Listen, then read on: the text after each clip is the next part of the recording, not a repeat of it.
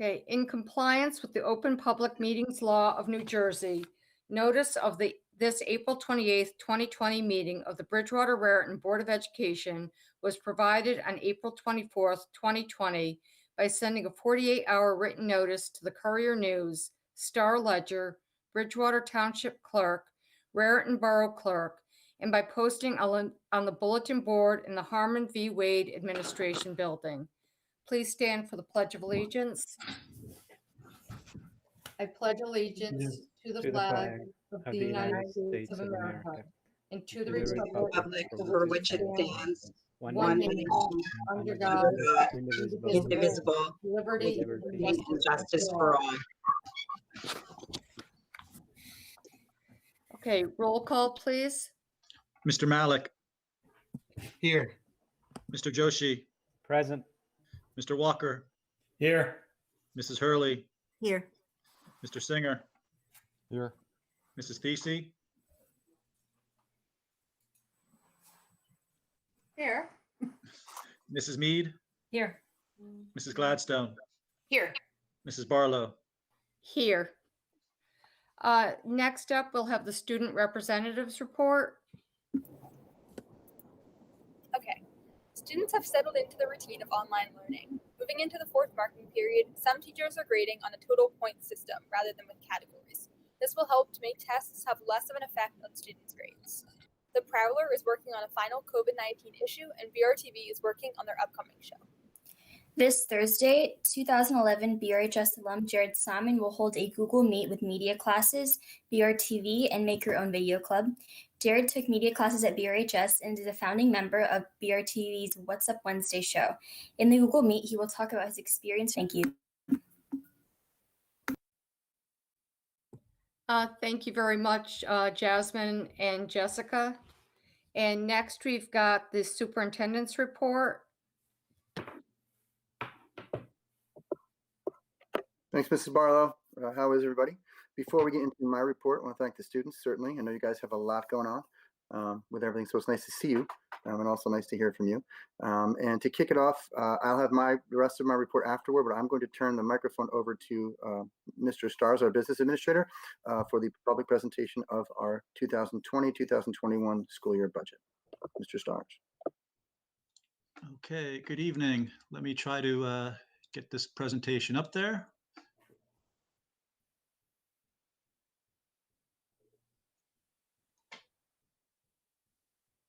And it is up there.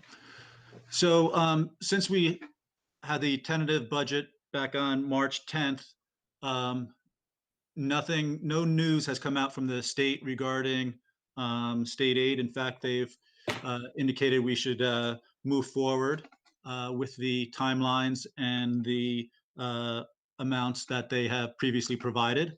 So this presentation will look extremely similar to the one that was provided on March 10th. We first look at our district as a whole and the size of our district. We have approximately 8,477 students. We have over 1,200 employees. Our square footage of the facilities is over 1.2 million square feet. We transport even more students than we have enrolled because we take care of parochial out-of-district students for special education, and that is about 8,700 students. And our current year district budget is 161 million. Looking at our district enrollment and the comparing it to the prior year, you can see that our K4 numbers went down 27. Our intermediate 5-6 increased by 7, and our 7 through 12 numbers was down by 6, resulting in a total decrease of 26 students from the prior year. This is somewhat in line with the demographer's report of several years ago, where he was showing a slight decrease on an annual basis. In developing the budget, we have many plans in place. We have our facility plans. We consider our enrollment numbers that we just saw. We have a program evaluation schedule in place. Based on enrollment numbers and our program evaluation, we look at staffing. And finally, we also have our technology plan, 5-year plans for the 3 technology plan, program evaluation, and facility plans. Mixes all together, helps generate the budget. In addition, on an annual basis, we ask the principals for things that are special requests that might not normally be covered in would be a specific one-time type of occurrence. We allocate money on a per pupil basis. So for classroom supplies and things of that nature, we have allocated a certain amount per student, and that's based on current year numbers. Obviously, we have a well-rounded program here, which includes a lot of co-curricular activities and athletics. Transportation, as indicated previously, we transport close to 800 students. That is a big number. And then we do actually have some fees for participation in the athletics and co-curricular. Moving on to the permanent allocations. These are all general, based on the plans that have been put in place and that get modified on an annual basis. The dollar amount doesn't get modified, but the where the money is spent sometimes will get modified based on annual discussions with those people that are impacted, whether it be the principals, the supervisors for curriculum, or again, the technology piece for supervisors and administrators. So right now we are at 100% for both curriculum and technology. And facilities, we are at 85% with about $3.8 million being associated with facility improvements, 1.5 for curriculum, and 1.4 for technology. So this year, that 3.8 million for facilities. These are a listing of things that are currently projected to be done. A building 200 at the high school roof replacement, the Adamsville fire alarm system replacement, hillside bleacher replacement, along with a section of the main gym at the high school will be replaced. Moving the entire district to voice over IP. We currently only have the middle school and our building and grounds and transportation department on this system. This will get the entire district on voice over IP. We're considering auditorium improvements and purchase of replacements for field house lockers in the boys' room, a section. In regards to the technology monies, this is for currently earmarked for building 300 building lab replacements, library computer replacements at the high school, along with the BRTV computer lab. In the middle school, STAR devices moving towards a 1-to-1 ratio at the we have middle school lab replacements as well. And then on an annual basis, we do need to replace staff computers on a rotating basis. Ms. Jones, would you want to comment on the curriculum piece? I do. I'm just going to turn my face off here so I can read my notes. So as you all know from attending these meetings, that we are in different phases of the 5-year cycle for program evaluation.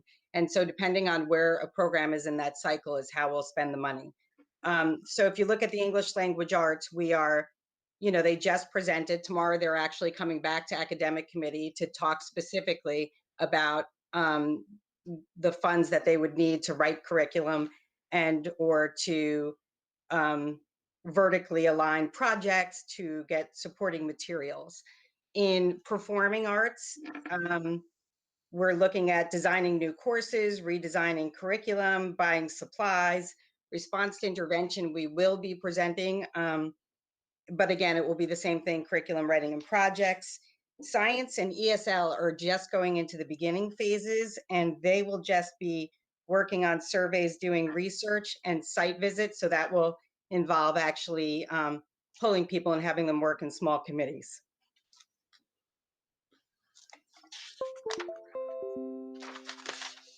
And we have CUSEC alignment for all curriculum, so we have to make sure it's all aligned.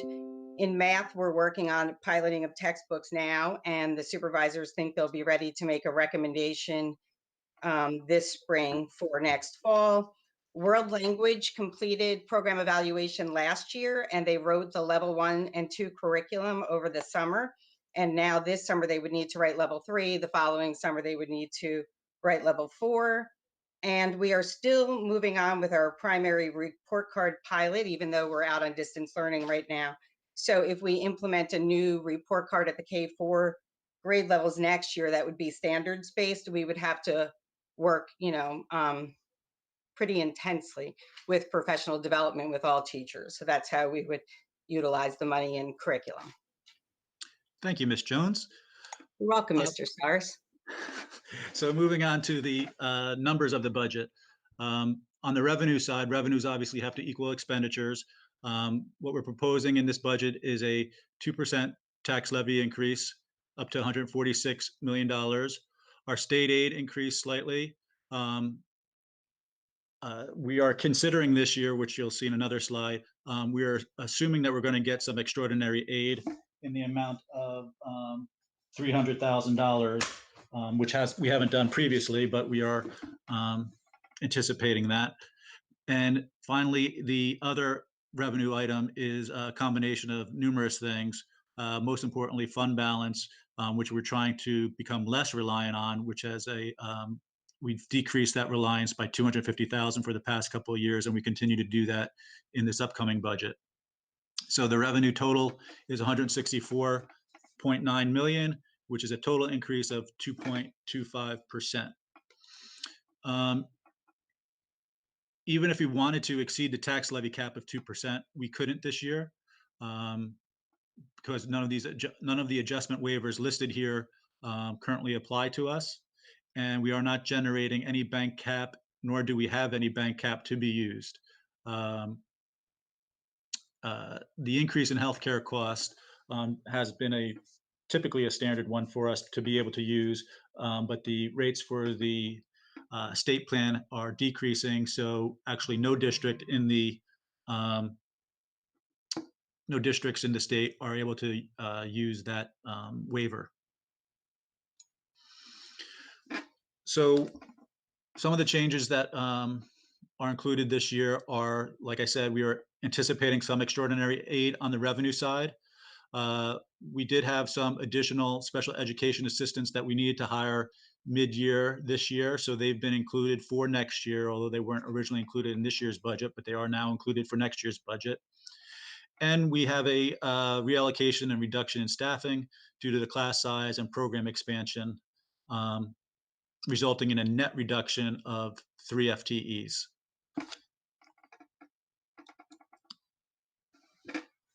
This chart depicts what a typical school district looks like as far as salary, benefits, and everything else.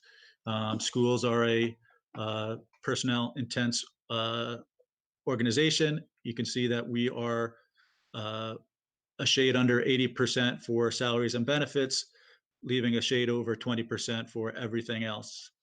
The next slide will break down what that means to us in our current proposed budget here. If you can't read that, this presentation is on the website, and it has been on the website actually since last week. We've put out there to the public that we would take comments as well prior to tonight, since we're working under unique circumstances right now, and we have not received any questions from our request to people to submit those if they had any questions concerning the budget.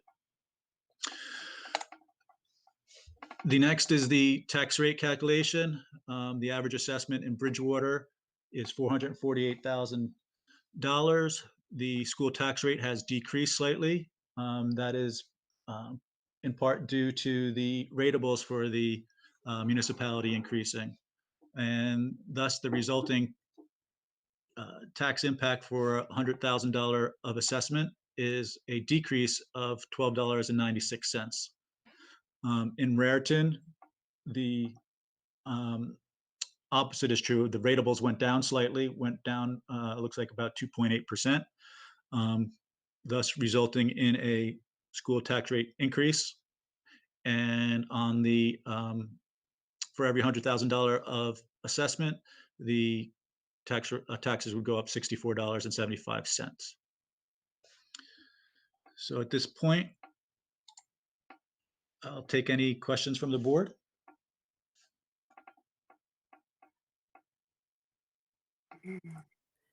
I don't know if I have a question so much as a statement, and it's not about the presentation. So should I wait till we're voting? Or do you want to get it all done now? I would suggest then probably during the vote or before the vote. Gotcha. Thanks. Peter, I have a question. You had talked about extra money that we're not sure about, the dollar amounts from the state that would be getting. Is that for the money from the CARES Act, or is that something else? That's from extraordinary aid. That's a separate, that is a separate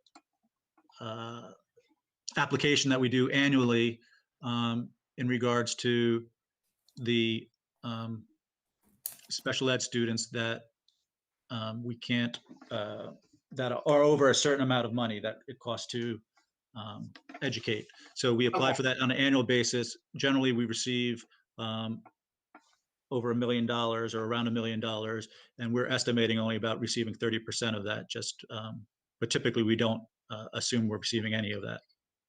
Okay. Do we know, has the state given us any information about the elementary and secondary school education relief grant, about what we should expect for that, or if we should expect anything from that?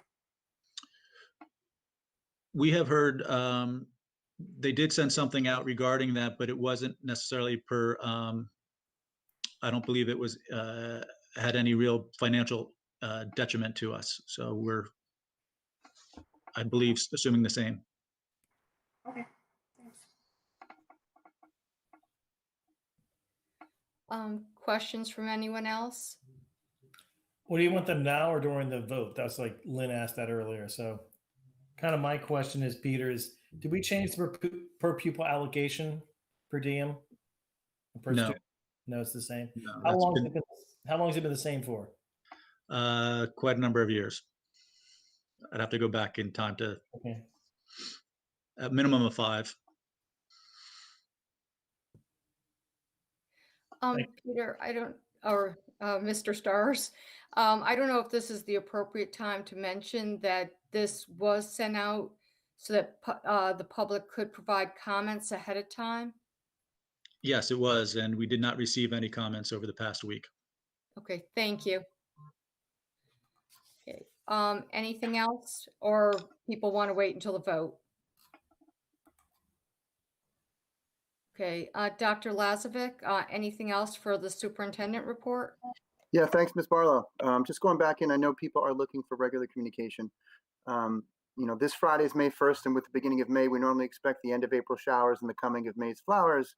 This year, unfortunately, I think we hope that May brings a little bit more specifically a return to normalcy, a normalcy that maybe we have taken for granted. The onset of COVID-19 has brought on unwanted, unexpected change, especially to our school districts. Speaking directly to our larger BR community, I do hope everyone is safe. You know that our thoughts and best wishes go out to everyone struggling with the impact of this pandemic, especially those local families and families everywhere who have lost someone to the disease. In a district this size, it's not out of character that the feedback that we get regarding the district's response is varied. I do want to reiterate, though, it's been overwhelmingly positive, but I want to remind folks, we know it's not perfect and that there's still more we can do. As we're moving now through the 4th marking period, teachers continue to grow the instruction on our distance learning platform. There has been and will continue to be more face-to-face contact, more instructional resources, and continued assessment and feedback. We'll be reopening the portal to parents and publishing marking period 3 grades as we continue through the 4th marking period. The contributions from our curriculum team, including central office administrators and significantly Ms. Jones, I want to highlight her, has been immense. And with no defined conclusion to this situation, I want to reiterate that all of them are still vigorously supporting our teachers every single day. I also want to make sure I mention that our teachers and support staff are working constantly, many of them in our buildings, not only constantly, but also in new ways to make distance learning engaging and meaningful. And yet, I do want to point out that I continue to hear directly and through our staff that we hear from some that it is already too much. And so I say when we are growing this, I know there is concern, but I also hear from others that it's not enough. In every case, what we're trying to do is work directly with each student and each family. In education in general, we have for a long time wrestled with the idea and the phrase that equity does not mean equal. It does not always mean the same. And what is right for one student or family is not necessarily right for another. What is equitable for one student is not always equitable for another student because we have different strengths, different passions, different support systems, and oftentimes different goals. This pandemic and our forced move to distance learning has highlighted why equity is so important and why a closed-minded grip strictly on the same or one size fits all is not ever what students need. Across all the meetings that I have on a daily basis, one of the items on our regular agenda for administrators is reflection. We talk about what we call victories and lessons learned. Today, though, literally this morning, one of our principals chose to highlight the way distance learning has shown us just how important the social aspect of school is.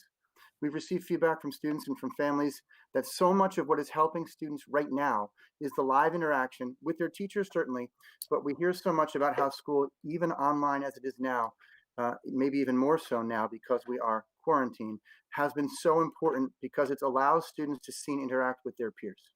Again, something we may have accepted as a constant, once it was taken away, our reflection has shown just how valuable that is and what schools provide. We're not just highlighting the now, though. When we talk about victories and lessons learned, it's about reflection so that something like this highlight of the importance of the social aspect of schools is something that guides us when we're back in school. We're always committed to learning as a district. It's part of our mission statement and our values. Even now, during distance learning, the feedback that we get is always appreciated. I do want to highlight a lot of the feedback we're getting over the past 7 to 10 days. Parents and students, as this continues, also developing new struggles. And I want to reiterate that the district is here to support everyone.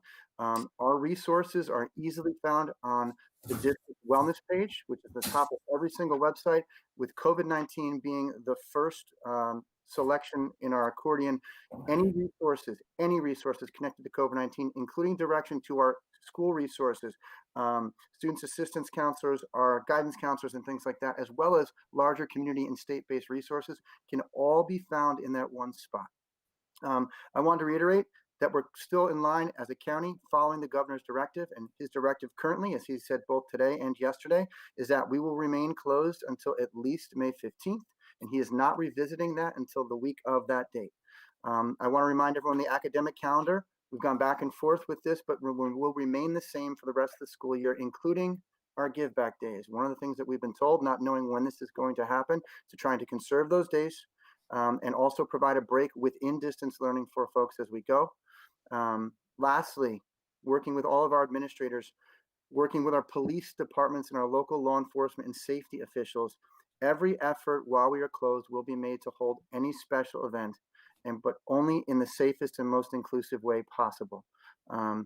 Obviously, due to contract and safety issues I've talked in the past, some of these may have to simply be canceled, but I want you to know that every single one of our conversations is not about canceling so much as replacing or reinventing during this time of distance learning, so that our students, their families, and the community can still enjoy those time-honored traditions that come this time every year as students finalize so many different kinds of achievements.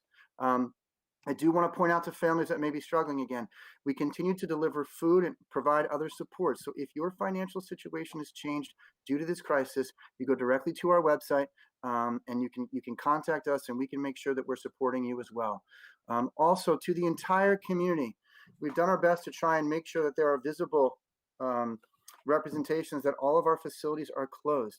And I know that outdoor activities are critical right now, but please, for all of our families, not only follow social distancing, but please make sure you understand that we are not regularly cleaning the outdoor equipment, and the safety officials from municipalities as well as the county are reminding us that we should not be using any outdoor equipment, including the playground elements at this event, at this time. We have to continue to follow those recommendations from our health offices. There's no way we can guarantee the safety of those spaces. So please certainly enjoy the outdoors, but really not on school property until further notice. I want to highlight something that next week, the entire week is Teacher Appreciation Week. with Tuesday, May 5th being the National Day for Teachers Appreciation. As always, we have our Twitter feed and the rest, but I'm just asking everyone, take 5 minutes to send your messages, make a video, tweet something, send an email. Let teachers and honestly everyone working in the district to support the community know that you appreciate their efforts. It takes a little bit of time. It goes quite a long way. To everyone, I just want to say that I wish I were saying we were returning soon. I want to ensure everyone that we are planned for a return if that is possible, but I want to remind everyone that we're also working daily to plan for the possibilities that we may have to close for the remainder of the year without a physical return to school. It's incredibly complicated, and we're having constant ongoing meetings with not only in-district staff, but with county support as well. So our days are not only spent right now engaged in our normal April-May work, not only in the support of what people need now given distance learning, but we continue to plan ahead. I'm working with administrators from across the state. I meet daily with my colleagues from our Somerset County neighbors. We meet with local officials and organizations, and I want to thank them for all of their support and collaboration. But most importantly, I'm meeting every single day with our administrators and staff, our association leaders, and with parents from every building. In all, we continue to support those in need now, but we are constantly planning for the wide variety of possible return scenarios. These includes plans for this summer as well as next year. We are in uncertain times, and across the state, residents are looking for leadership and support. As the students said in their report earlier, I threw this in now using a quote that Jessica mentioned, is that they're settling into distance learning. I think we are settling into distance learning with so many questions that have been answered, but I want to be clear that while we may be settling, we're not resting. Because we are settling, communication will continue to come at this point, mostly from the building level, with district communications only coming out Tuesdays and Fridays, barring an emergent issue. Ms. Barlow, I want to thank the board members, all of our administrators, teachers, and staff for providing both that needed leadership and support to the larger BR community. We all know we have a ways to go, but we're going to keep moving forward together. So thank you, Ms. Barlow. Thank you, Dr. Lazovic. We're now up to the President's report. And for the President's report, I would just like to remind people that there's a wealth of resources, as Dr. Lazovic mentioned, and information on the district website to help answer questions. Also, you should look, again, as Dr. Lazovic mentioned, for additional communications to be coming directly from each building and less so from central administration. I want to reiterate the importance of supporting the social distancing guidelines. As always, thank you to staff, families, and students for all stepping up to the plate to take on and conquer distance learning. I read an article today that mentioned some school districts around the country are giving up on distance learning for this year and ending school early, but not BR. This demonstrates our resiliency, which should make us all immensely proud. I hope the staff, families, and community members are all staying safe and healthy. And for those that are struggling, I hope that we all do our part to reach out in the ways that we safely can to help comfort and support those that are not as fortunate. And please look for the silver lining in these challenging times. I know personally, I'm enjoying the increased family time and taking solace in knowing that we are all helping to save lives. Thank you. We're now up to the Vice President's report with Mrs. Gladstone. Thank you. For the Vice President's report this evening, it's the Superintendent Search update. I just want to say this Superintendent Search survey that we put out several weeks back, and then we extended it a full week, has been closed. Just today, we received the search committee received the results. It has to be combed through before we put it out to the public to just make sure there's no personal identification as far as like IP. What's the computer? IP address. Is that right? Okay, IP address and any personal identification that has to be removed before it gets out to the public. Then a link will be posted on the website for all the public to see. We got a total of 324 responses, broken down by 99 students, 53 staff members, 169 parents/guardians, and 3 community members. Also, I got an update from Jane Kirshner at the New Jersey School Boards, who's overseeing the full-time superintendent search process. And she told me today that there are 18 applications that have been initiated. I don't know if they're all complete. The deadline is June 1st. So I'll keep everybody posted at the next meeting on if that increases. And if you have not filled out your doodle request for the board members to have time slots for interviewing over the summer, please do so. Thank you. That's all I have. Thank you, Mrs. Gladstone. Next, we've got the committee reports. And first is Academic Committee, Mr. Malik. We met on April 22nd at 6 p.m. In attendance was myself, Ms. Gladstone, Ms. Hurley, Ms. Barlow, Mr. Poe, Mr. Moriello, Ms. Jones, Dr. Sylvia, and Dr. Lazovic. First, we had a policy review. There are 2 policy alerts from Strauss Esme. Both are mandated. Policy 5330, Administration of Medication, and Policy 2422, Health and Physical Education. The changes to health and physical education, which includes a new curricular mandate requiring instruction related to disabled and LGBTQ persons, has been previously discussed in committee. Next, we had the math pilot update. Mr. Poe and Mr. Moriello reviewed their rationale and process for piloting math resources, which was a recommendation that came out of the program evaluation process. The process so far has included the following: a review of multiple resources, publisher presentations, parent feedback nights, and initial parent and teacher surveys. 2 resources were then chosen for instructional pilots in grades 6 to 8 in algebra, geometry, and algebra 2. Big Ideas, Math, and Pearson's Envision. There are also pilots in calculus, statistics, and algebra 3/trig. And teachers receive training on new resources as part of the pilot. The supervisors explained how the shift to distance learning has impacted the pilot. Some teachers had moved to the second pilot by the time of distance learning. Others were still completing the first pilot when distance learning began. Supervisors shared that they should still be able to make a recommendation to the board in May or June. There has been feedback saying the pilot resources have been very helpful in distance learning. This includes students having access to a digital textbook, videos aligned to content, online assignments with immediate feedback and hints for students, and teachers can monitor student progress and understanding. Students can get feedback on work submitted through the digital platform. Teachers can use results to focus office hour meets for instruction, and publishers have continued to provide support to supervisors and teachers with materials. Recommendations from the committee included surveying students and teachers at the conclusion of the pilot, which was part of the original plan. The committee also recommended reaching out to districts who are currently using resources for pros and cons of the programs in comparison to teacher feedback. Next, we had the AP Honors drop-down report. Initial noticings and highlights were discussed, including the transition between middle and high school. The committee asked for additional time to review the reports, and the conversation will be revisited at a future meeting.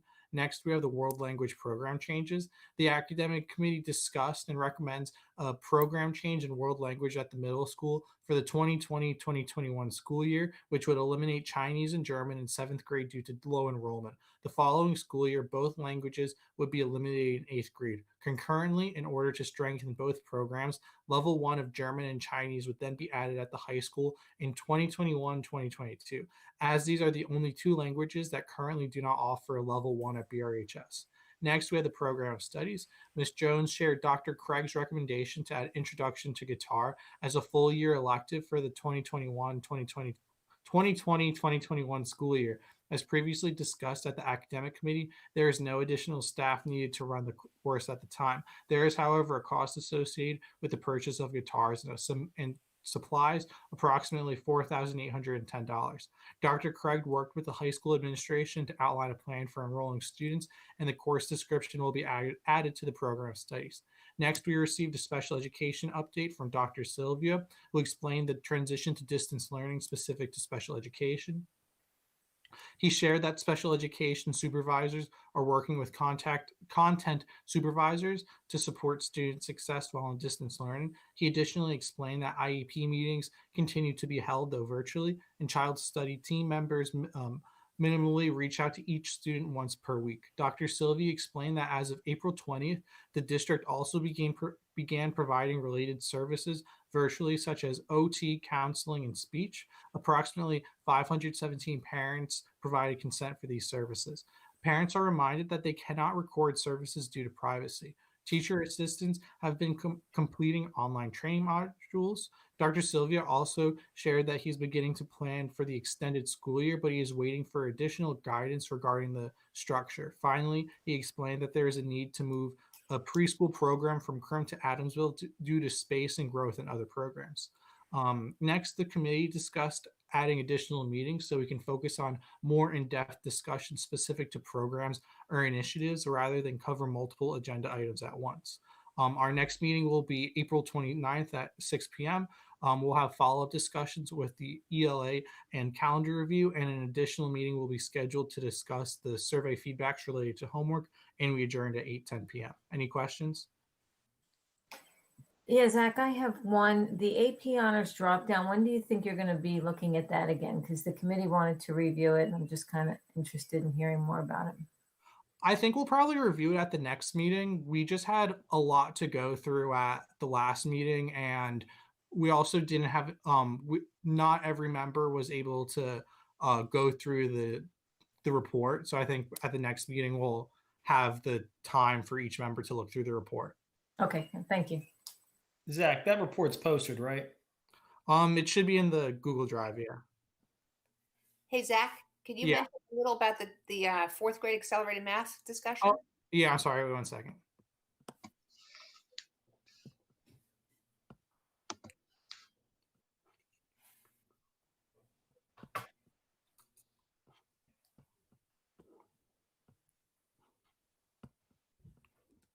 So the committee, specifically Jill, asked about how the 4A math program will be, how students will be accepted into the program.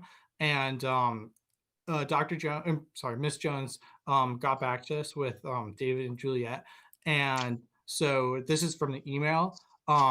According to David, they wouldn't typically have had numbers yet for next year's 4A cohort, and next year's information wouldn't be part of this year's drop-down reports. Placement for 4A is done later than other placements because we test the entire third grade using map tests. We are working on an alternative plan for identification. Though that said, when considering next year's enrollment, also keep in mind that the current drop-down reports do not reflect next year's numbers across any classes. Do you mind if I interject just briefly? Yeah, go ahead. On the 4A discussion? What had come up with was, did we identify yet who those students are who would be in 4A next year? Typically, that wouldn't be done yet at this point in the year because we still have to do the end of year map testing, which is kind of the first screening that we use to look a little further. Once we identify based on scores from the map test, then we go back and look at unit tests, teacher recommendations. But anyway, what actually happened, the discussion was, how we would be able to effectively identify kids and then run a 4A next year because of a couple different factors. So one would be that we're not doing the end of year map testing. We don't think, unless we return and, we're able to pull that off somehow, but we would have to create different criteria. The other thing is because 4A is an accelerated class where they're doing really fifth grade curriculum, you have to compact the curriculum. So you're combining fourth and fifth grade standards into one grade level. We are also going to have on top of that, going into next year, a situation where students, went out on distance learning in March. And so half of a marking period, what we did with what I've been doing with supervisors into the fourth quarter is to identify the prioritizing standards and skills that we know are the most essential ones to teach students because we don't have the same amount of time we typically would. And this will do two things. It will help us to ensure that kids have the skills and standards that they need to be successful in the next class, but the next grade course. But the other thing is when we return at some point, it will also help us to know where we left off and what wasn't done. So we were just thinking about all these different variables and how we would identify. One of the discussions that came up was whether or not we would wait. Now, the problem with waiting to do this is 4A is interesting, the class in and of itself, because not only will it capture students who are accelerated in math, but may not be accelerated in English language arts, right? So it captures that cohort of students who wouldn't be in AI. It also captures a group of students who might be accelerated in math, but may not want to leave their home school. But the third group of students that it captures, and this is really unique to 4A, is that we do have a universal screening in third grade. It's third grade and sixth grade are the only points where we're testing all students and using that testing to make placement decisions. So that's something that as we go through the response to intervention program evaluation, we're going to look at doing universal screening everywhere. But right now, those kids who are going into AI or E, it's because, a parent has, shown an interest and asked for their child to be tested. And we're not maybe capturing a group of kids who maybe don't have that parent advocating for them. 4A does that because we're screening them in third grade. So it was a very preliminary conversation at academic committee because I had just had a conversation that morning with Juliet and David. And so after that meeting, we decided that we are going to look at a way to identify kids this year. We're just going to have to change the criteria that we use to identify kids. One conversation was to wait until September to test kids, but I think that would be very messy to test as soon as we come back, assuming that's when we come back, and then make placement decisions that would also affect sections of classes. So we're going to be revisiting and coming up with a new plan for how we're identifying kids. And again, it kind of went back to the conversation that we had during the math program evaluation recommendations, where initially there were some conversations about changing or eliminating 4A, and that conversation has been tabled until we actually are at a point where we're going through program evaluation for gifted and talented. So in the meantime, we're looking at different ways to identify kids. And I think that captures the conversation, right? Yes, anyone? Thank you. Thanks very much, Ms. Jones. Appreciate it. You're I have welcome. a question, a follow-up question on that is, Sure. they used to have a summer packet for the 4A program. Are they still Yes. doing that? And They I they guess- do. That came up as well. Yes. And so I guess, are we saying the packet out will be done electronic? Are we working on a distance packet type thing? You are more advanced than we are, but yes, that's what we would have to do. We'd have to look, and we would have to make changes too, because if you think about it again, where we wind up at the end of this year is not going to likely be in the exact same place that it would typically be. So the way that packet's always provided so that kids are staying current, brushing up on skills so they're prepared, because the course does move quickly and it is compacted. And so, yes, we would have to provide some kind of resource to support students, but it would have to look different in multiple ways, both, the format that it comes in and also what it includes. So yes, absolutely. Okay.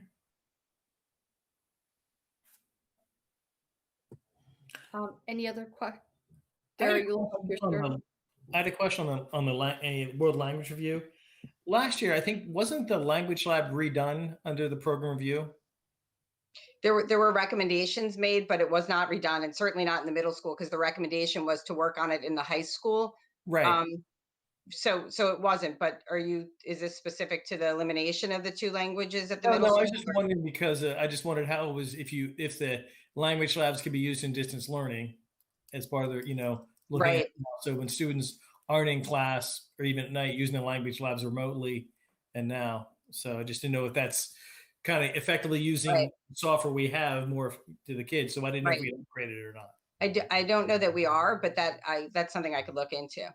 No, just asking. It's just Yep. something to think about. Any other questions for Mr. Malik? Okay, next we have Community Relations Committee with Mr. Joshi. Yes, hi. We met on April 21st. In attendance were myself, Mr. Malik, Mrs. Thesey, and Dr. Lazovic. The first item on the agenda was the approval of pandemic response plan, which is on the agenda for tonight. And as of last week, the original PRP, the pandemic response plan, requires board approval. The plan has already been reviewed and approved by the county and has been public on the district website. The next item on the agenda was the website itself, and in particular, the pandemic response. The committee reviewed the impact of the website during the distance learning. Overall, the feedback from the community has been positive, and information has been clear and accessible throughout this whole period. This includes the direct and daily email communication to students and families. So the response has been positive. Second item was hot topics. The members of the committee remain committed to adding the Hot Topics button on the main web page for the school, which allows the community members quick and direct access to the most important current topics impacting the district. It is agreed that COVID-19 is the only hot topic at the moment. However, the district will prepare for the introduction of the hot topic button at the end of this distance learning session or the time is over. The committee members will recommend topics to prepare for the launch of the hot topic button. And at this time, and I would invite the chairs of each of the committees and even the board members as well, if they wish to add a topic to please let me know or Dr. Lazovic know. And we will try to get these hot topic buttons onto the website. The next item was the streaming of the board meetings. Members reviewed the process of online board meetings based on our last two meetings. Overall, the system has functioned well and is accessible to the public. Members discussed how we can generate more attendance and comments during the meetings. I know it's been advertised, people know, public know. It's just, I guess, it goes same as our in-person session. People have to log on, and in this case, they would have to log on and join the meeting. Dr. Lazovic shared that we are publishing the budget hearing presentation a week ahead of time, which was mentioned earlier today, so that the members of the public can submit the questions ahead of time. These questions will be addressed in the presentation so that the community continues to have input despite the meeting taking place online. And as mentioned earlier, no questions were submitted. The third item was community questions. The board has received questions from the public, most recently centered on two topics: closing of the schools for the year and tax rebates. And we just have to let people know that the law requires that we remain open and continue distance learning for the required 180 days for school year 2019-2020. And since students are being taught, therefore the payroll is still pending. So that answers the tax rebate question. And plans for reopening the schools. We are planning for various timelines, the immediate reentry, summer reentry, and the September school, the new year. And all aspects, including safety, facilities, budget, staffing, transportation, and communication, would have to be taken into consideration before we make this decision. And as of now, there are no plans. We're taking it 2 weeks at a time, as the governor has mentioned continuously. And we will release the single reentry plan when we know how we are allowed to do this. This will include a clear communication plan, and the introduction of the hot button will explain all this to the public before we do the reentry. Any questions? AJ? Yeah. The pandemic response, which I saw is on the agenda tonight, is that something that you said it has to be board approved, but was that a mandate from the Department of Education? Yeah, we all have to, correct me if I'm wrong, Dr. Lazovic, but I think we all have to adopt and approve that, which is a requirement. When we first moved, there was no requirement for board approval, which is why we didn't approve it. There were two requirements. It had to be reviewed by the county, and it had to be posted on our website. We did both of those immediately. With the recent last week or the end of about 10, 15 days ago, sometime between last 2 or 3 weeks, one of the more recent executive orders added a requirement for board approval. And so that's new. And this is the first meeting that we've had, which is why I sent it back out, to the board members last week so we can get it approved today. Thanks.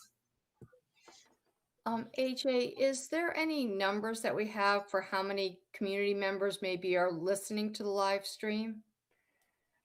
We do not. However, I'm looking at it right now, and we have about 24 people watching.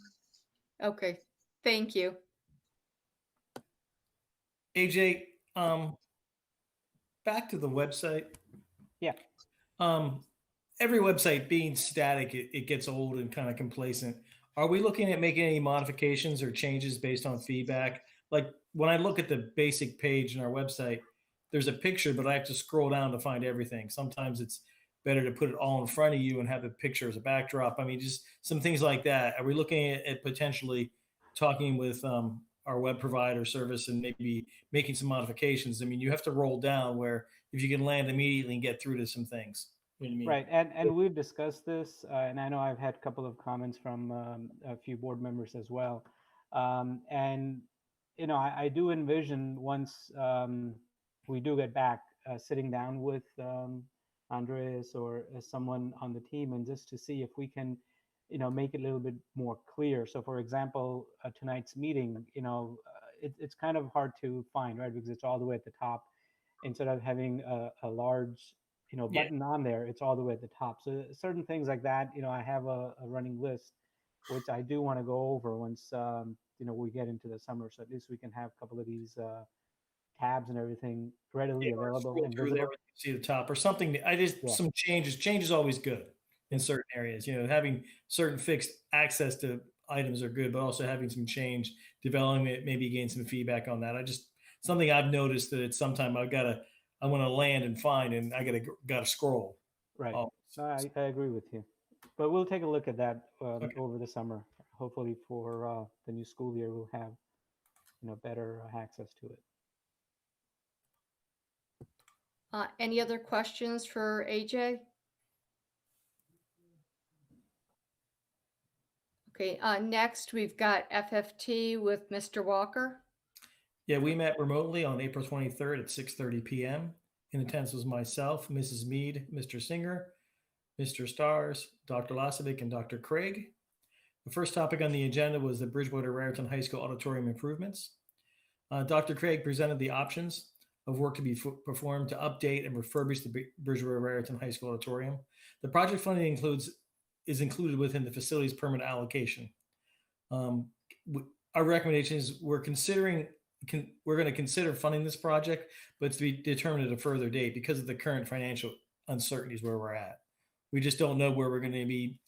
We felt it prudent to be as fiscally conservative as possible right now. So it's something we're going to talk about.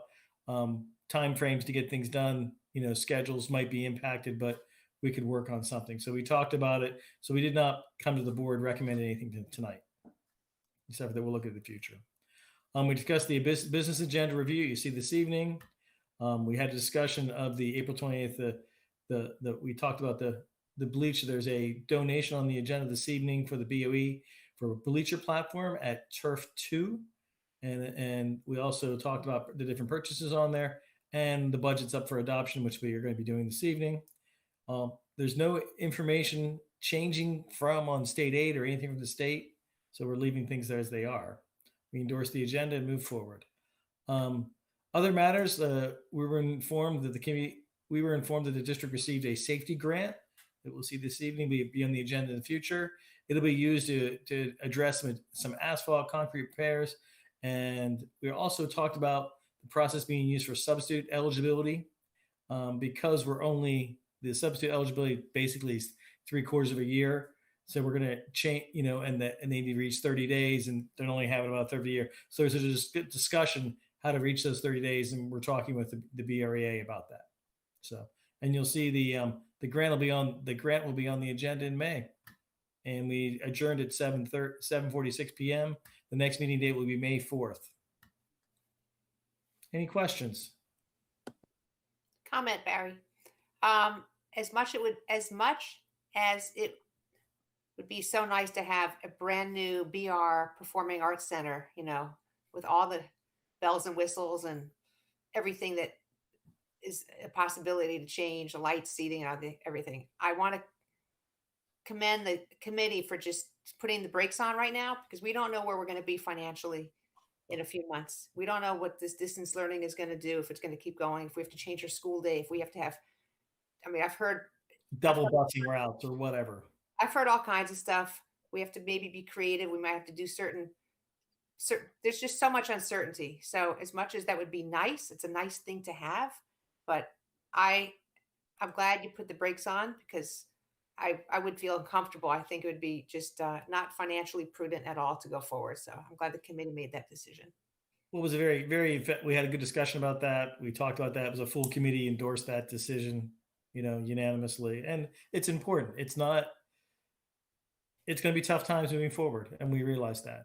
We need to do what's best for the community and everything. And yes, I'd love to have a nice, new, shiny Performing Arts Center. It's very important. I think it's probably the facility we spent the least amount of money on over the past 25 years. Mr. Stars could not remember what we did there last, so it's important. But we have to have equity too, but we have to be prudent in our financial spending.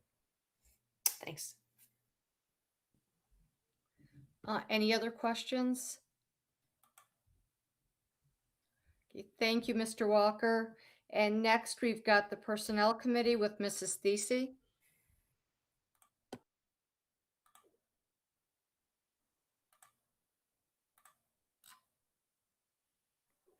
You're muted, Melanie.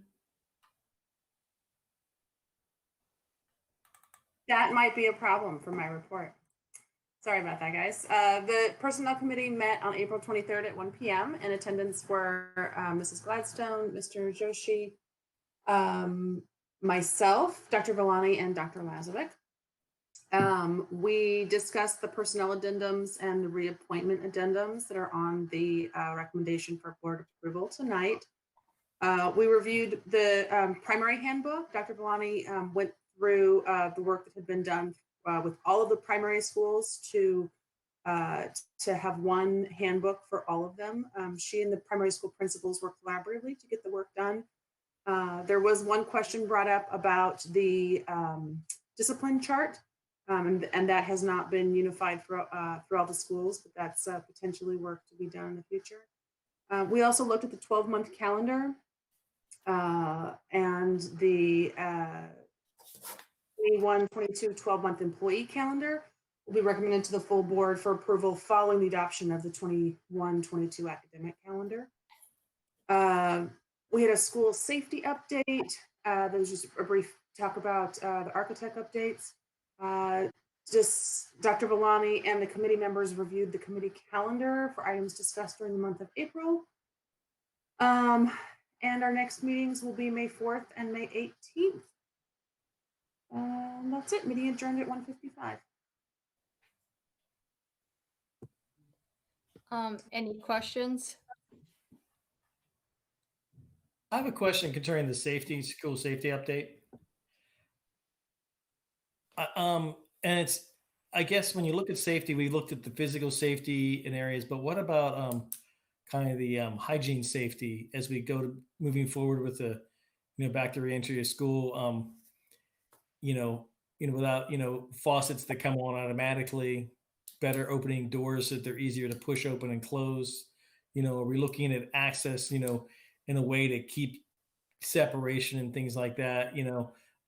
All our buildings at the high school have 2 doors going in and out, atrium doors. So pushing and touching those. Are we looking at, potentially, I don't know. I'm just thinking about that. Are there any physical safety issues that need to be addressed for pandemic type things? So I looked at, I thought about the safety plan going, we addressed physical security, and those type of things, but, and coverage, but we didn't look at, bathrooms and facilities and desks and chairs and cafeterias and that type of area. So it's kind of a new area to think about. Was not discussed in our personnel meeting, but probably good for new business. Our minds. And just elaborating more on what Barry said, just maybe having hand sanitizer dispensers, let's say outside classrooms or when you first enter the building. Anything else for Mrs. Thesey? Okay, thank you. And next we're up to the liaison and delegate reports. Does anyone have anything? Well, there was the Toast of BR on the schedule. It has been canceled for May 7th. So those who were going to attend, it's not going to happen.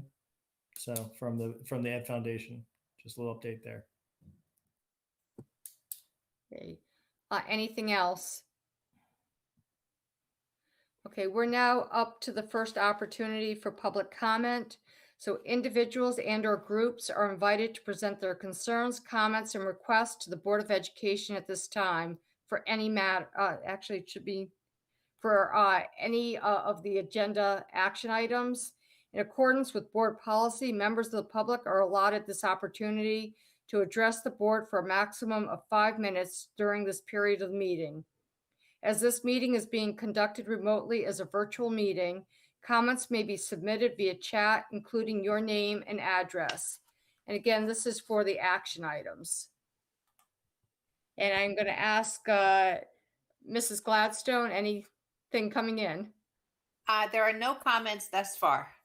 Okay, thank you. We'll give it another few seconds.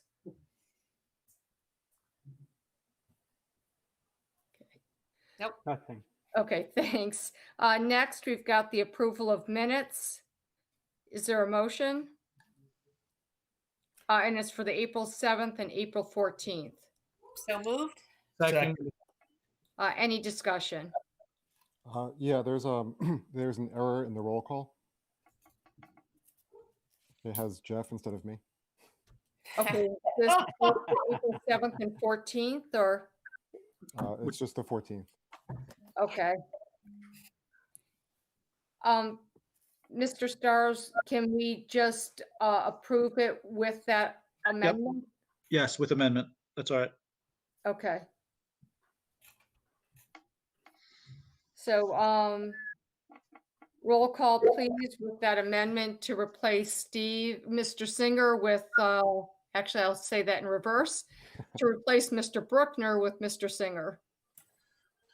Mr. Malik, Yes. Mr. Joshi, Yes.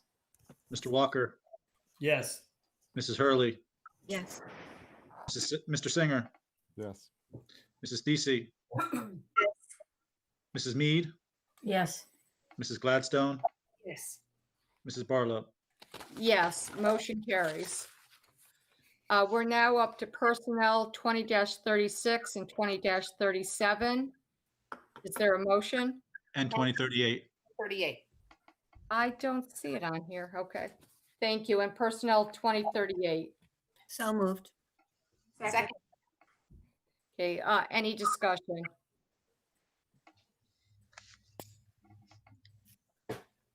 Okay, seeing none, roll call, please. Mr. Malik, Yes. Mr. Joshi, Yes. Mr. Walker, Yes. Mrs. Hurley, Yes. Mr. Singer, Yes. Mrs. Thesey, Yes. Mrs. Mead, Yes. Mrs. Gladstone, Yes. Mrs. Barlow.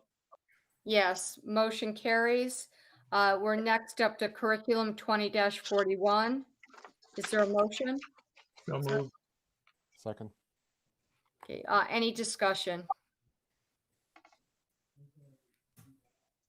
Okay, seeing none, roll call, please. Mr. Malik, Yes. Mr. Joshi, Yes. Mr. Walker, Yes. Mrs. Hurley, Yes. Mr. Singer, Yes. Mrs. Thesey, Yes. Mrs. Mead, Yes. Mrs. Gladstone, Yes. Mrs. Barlow. Yes, motion carries. Next, we're up to business 20-109 through business 20-112. So moved. Is there a motion? So moved. Second. Discussion. Okay. I have a question on the 2111. The tractor is the price.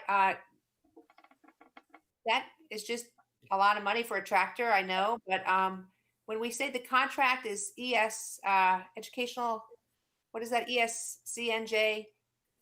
Is that something we get multiple quotes for?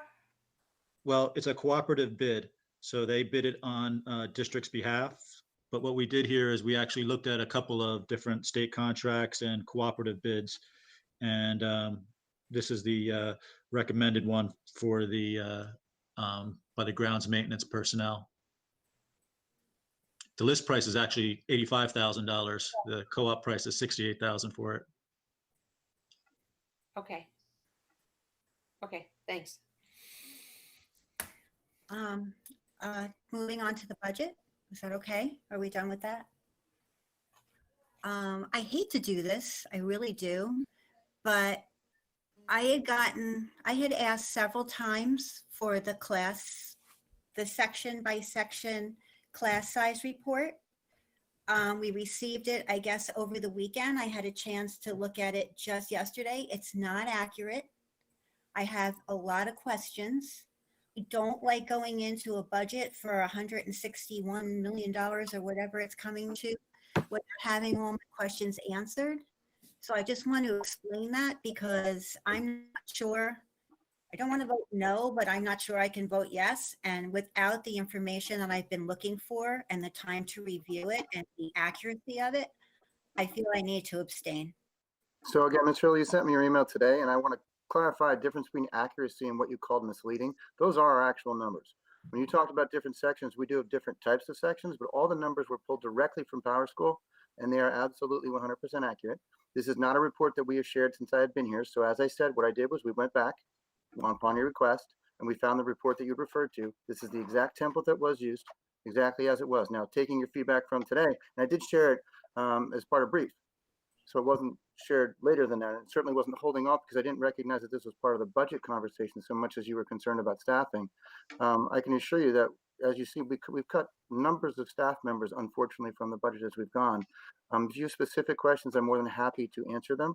And the feedback that you gave, as I put it out before, if you have questions on the template or any other board member, and you're looking for more information, that we can certainly modify. But we worked off of what had been given in the past. And as far as accuracy, those are the 100% accurate numbers that were pulled directly from PowerSchool to complete the report.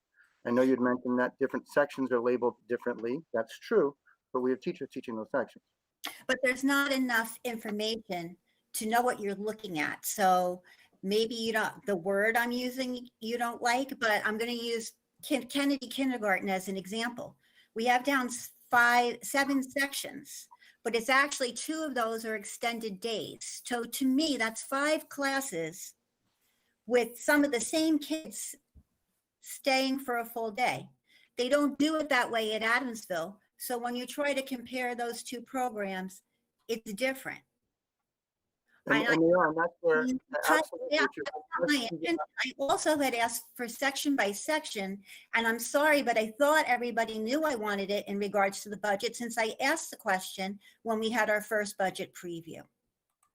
So this is not a report we've ever presented before. And as you're saying, if you have questions about how Kennedy schedules, yes, but those teacher schedules are full. And so even if we tried to reduce, the schedules aren't full, I'm saying the class size looks to be smaller than it actually is. and that's both. They don't have 10 kids in a class. They have more kids, and then some kids stay later. Correct. Right. That is correct. So we could vote on this on the 12th, right? We have to the 15th of May to pass the budget, correct, Russ? You would. I don't know how a $160 million budget is going to be impacted by the numbers at Kennedy Kindergarten, and the numbers are accurate staffing wise. We've shared them before. If you have questions like that, principle of it for me, I asked for this 3 times, and I asked for section by section. So I don't want to hold up everybody else from voting. I'm just not happy, and I need to say it because I don't ask for a lot. That's all.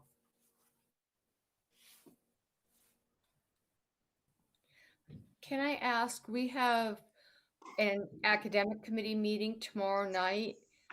Since this is classroom related, would it make sense to review what was shared in more detail at that meeting? I know that you have scheduled a number of academic committee meetings because the agenda is pretty full, but you can, that's why we share with the board. It's certainly something you can discuss in more specifics, and you have questions, I'd be happy to have them earlier and we can provide more information. Lynn, would you like that? Yeah, I would like more information. Yes, that would be great. It doesn't have to be tomorrow at this point.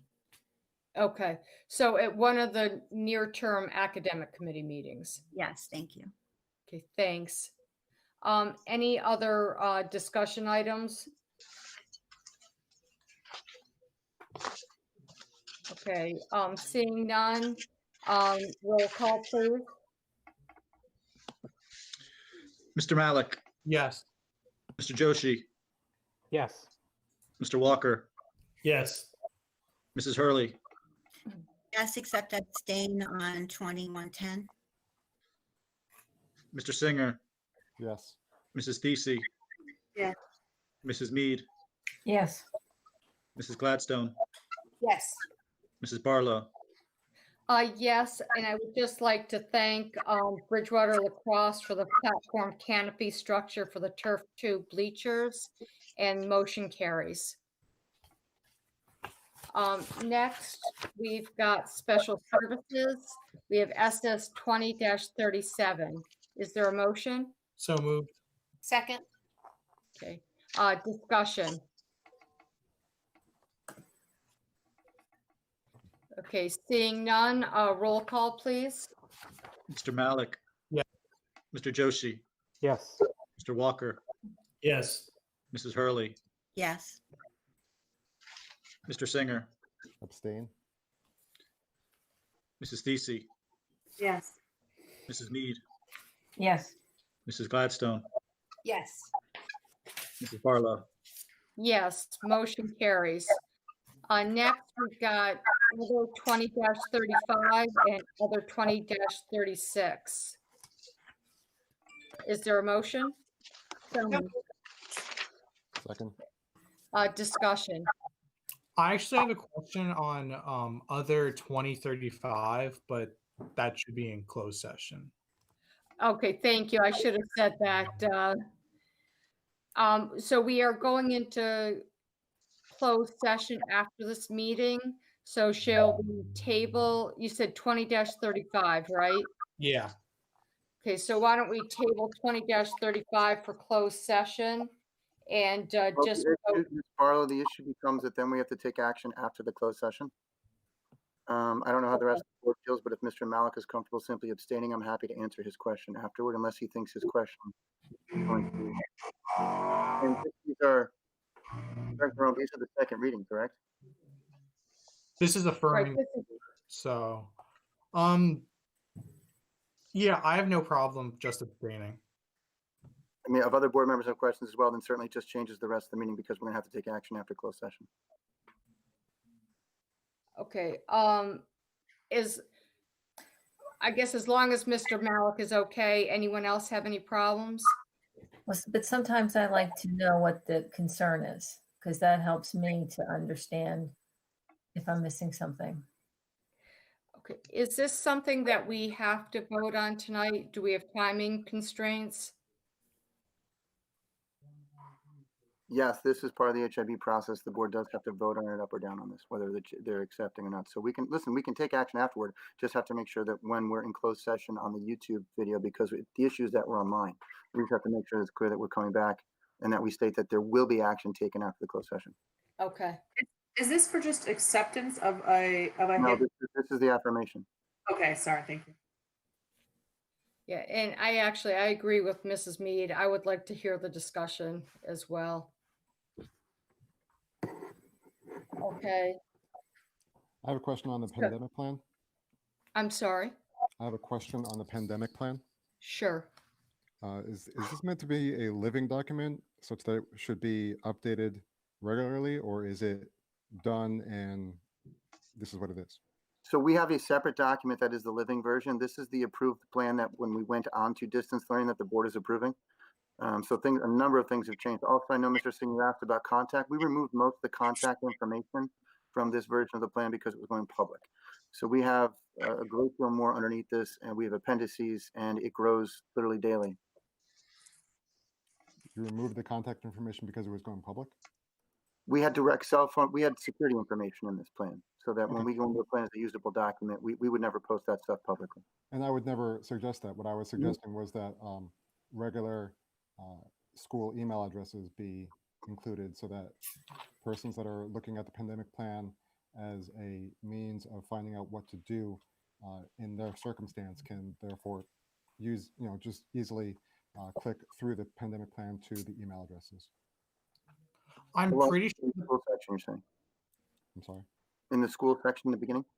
Yeah. We don't have a single email address for school. I think that's why it was taken out for contact. But yeah, I mean, I understand. Again, we have a separate contact issue, but you're talking about for people to use this as a resource. That's not really what it was meant for. But we can certainly make a change. But yes, to your question, this is a living document. You're approving what we were asked to approve, which was the plan that we went into place with back in March. But there are a number of improvements, enhancements, et cetera, to the document as we've gone, as you can probably imagine.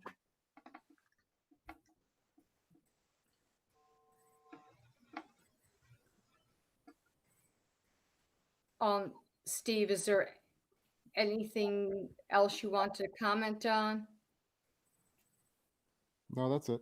I mean, I had emailed Russ, and he has my comments regarding the changes that I think should be made going forward.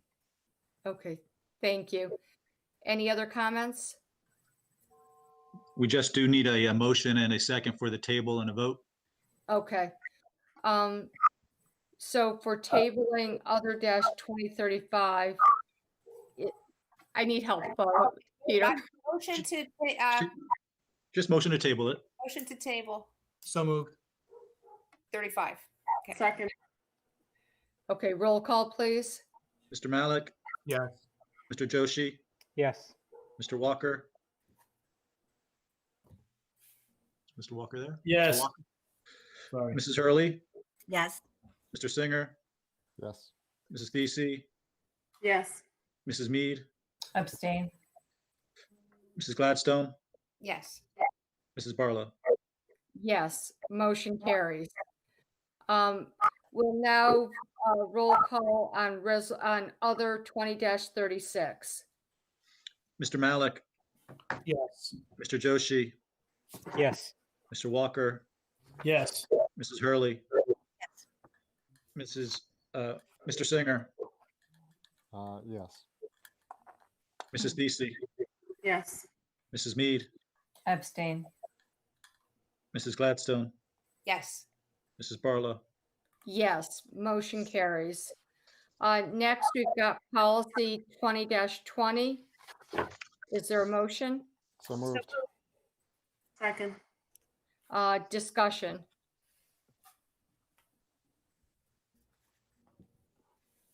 Okay, roll call, please. Mr. Malik, Yes. Mr. Joshi, Yes. Mr. Walker, Yes. Mrs. Hurley. Yes. Mr. Singer, Yes. Mrs. Thesey, Yes. Mrs. Mead, Yes. Mrs. Gladstone, Yes. Mrs. Barlow. Yes, motion carries. We're up to our second opportunity for public comment. Individual and/or groups are invited to present their concerns, comments, and requests to the Board of Education at this time for any matters. In accordance with board policy, members of the public are allotted this opportunity to address the board for a maximum of 5 minutes during this period of the meeting. As this meeting is being conducted remotely as a virtual meeting, comments may be submitted via chat, including your name and address. I don't see any comments. Okay, No comments. no comments? Okay, we'll close that section of the meeting. We're up to old business. Does anyone have any old business to discuss? Okay. Next, we've got new business. Any new business items? Yeah. Okay. Russ, I was told that you met with the Panther Athletic Club and CSA. Can you tell us a little bit about that, please? Yeah, I think I put a bit of that in brief, but I just reached out to those organizations, and Peter, I don't know if he actually got it scheduled, was reaching out to Rec Department. So we can start talking about the summer proactively. We don't know where we're going to be, so I wanted to make sure they were thinking about what the summer could look like, given the fact that we may not be able to open facilities. Obviously, our plan is to be able to open, but I didn't want to wait, Lynn, until June and then have that conversation happen, transition. We're trying to have as many conversations as we can proactively, knowing that there will be a transition July 1st, so these things are in place. I want to make sure that we're talking about all those activities, and we have plans to provide them, I guess. I don't know if the rec department's had conversations like this as well, but plans to provide whatever we can, even virtually, so that if we are not able to get kids physically together, there are still summer activities. Right. Thank you. Sure. Any other new business?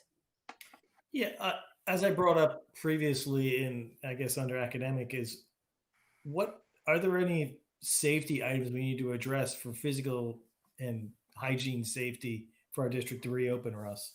I mean, have we looked at that or surveyed it? Doors, windows, access, distance The parking? I don't know. I only mean, area that I remember in the updates that we had somewhat talked about were the faucets, the on and off, and we have them in some places, others. I mean, we have dispensers and things like that, but not at every classroom, Jackie. We did not go through it, I think, in the eyes of a pandemic per se. But we did have those conversations about hygiene as part of, you were part of you saw a part of the action team, but it was not a central focus and was not looked at when we looked at facilities upgrades. We did talk about bathrooms, but I don't know. We talked about self-opening doors and being able to use your feet, and those were not on the list in the paper form. Yeah, I'm just wondering, is it when we should think about now, or are there any areas? As I look at it going, May 15th is not that far away. Whatever the decision made is, even if it's not till September, what adjustments can we do? There's both, I mean, we're going to have operational adjustments, but also there's going to be some physical plant changes that need to be made, So, I mean, even the standpoint, if we put, if you're going to have half the kids in the class and half the kids not, remote watching the class, so the instruction can be done, things like that, whatever the options are. Yeah, those kinds of questions on the instructional side we have been addressing, and there's not so much a facilities change as what we have in each classroom and what we're allowing based on the restrictions, whatever those restrictions are when we're allowed to return. But I was listening to your comment more and thinking about the fact that we had all these security folk in, but I don't think we necessarily did a walkthrough with the health officials. We had nurses involved. Yeah. But and so some of these topics definitely came up. But I think to this extent, I think COVID's changed a lot of perspectives. Yeah, this is a new area to think about. It's one, hindsight's always 2020, so we should have added a couple more players to it, Department of Health and things like that. And it's not something we thought about before, but maybe we need to think about sooner than later and moving forward. I mean, realizing that there's a change in leadership, but we need to have, if addressing principals, having suggestions, I don't know. I'm just throwing it out there because I think there's going to be a financial impact on this, and what we need to make changes, we need to be safe to make it safe for our students, faculty, and community. Yeah, and again, like I said, we involved all those people. This is a different perspective. We almost have to ask the same questions again to see what's changed. So this is outside of the not just our security safety plan. It's a new plan. That's why I brought up a new business. I wouldn't say it's the same plan. It's something we need to think about moving forward.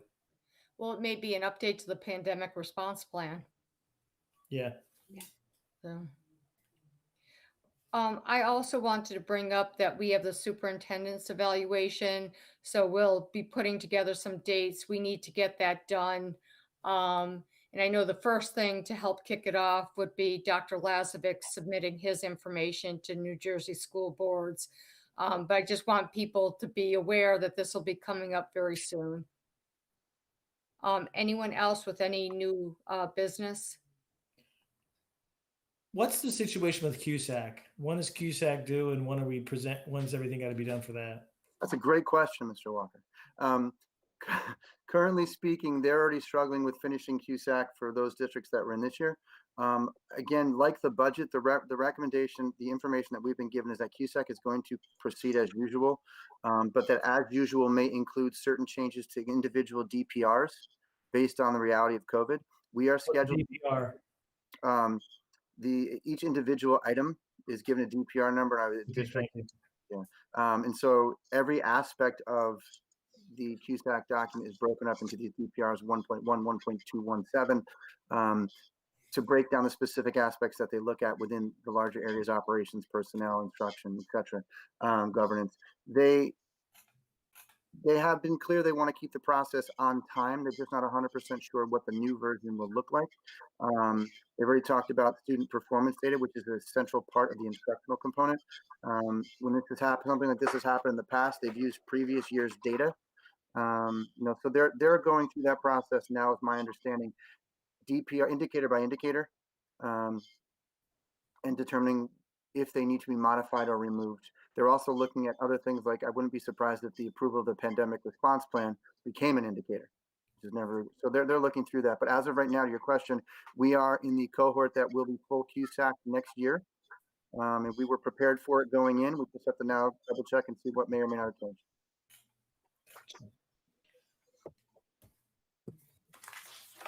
One other question. Have there been any, is there a way if a family needs it, I guess as we go through this distance learning process now that they're finding that they need more devices, is that happening? Can they request that, Russ? We man wait once a week, and I know as Mr. Ospina is here making sure this meeting runs appropriately online, he and his team have had 1 to 2 people in, and we've been completely busy. We've had communication come from every possible avenue directly to us, but also staff members trying to help students and families out.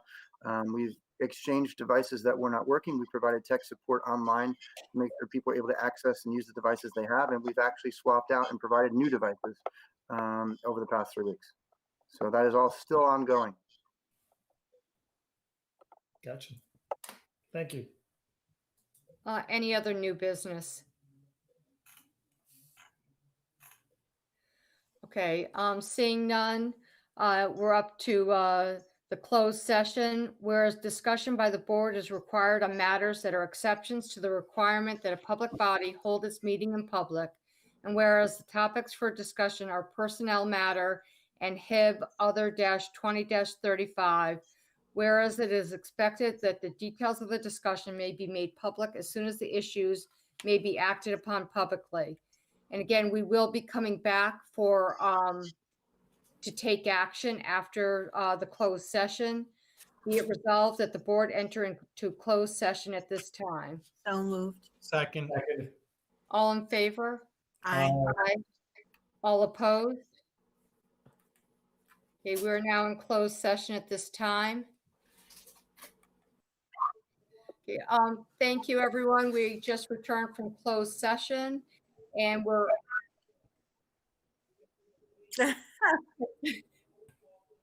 thanks. Okay, and so we are going to see if there's a motion for other 20-35. So moved. Second. And we've already had the discussion in closed session. Roll call, please. Oh, we don't have Oh, Peter. Peter's not here.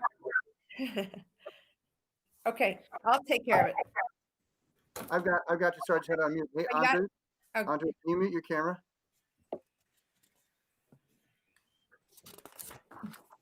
Sorry, I was taking notes and trying to get Mr. There we go. All right, and I was trying to get him to speak. That was a technical issue. Sorry. Who can I ask who moved the motion? Steve, I think. I did. And who second? Jill. Thank you. Sorry about that. Trying a tech issue. Mr. Joshi, Yes. Are you good? Ms. Mead, Yes. Mr. Walker, Yes. Ms. Hurley, Yes. Ms. Thesey, Yes. Mr. Singer, Yes. Mr. Malik, Yes. Ms. Gladstone, Yes. Mrs. Barlow. Yes, motion carries. Okay, so our next meeting is May 12th, and that meeting again will be online. I just want to wish everyone to stay safe and healthy. And is there, well, I'm sorry. Motion to adjourn. Motion to adjourn. Thank you. So moved. Second. All in favor? Aye. All opposed? Thank you very much, everyone. Have a good night. Thanks, you too. All right.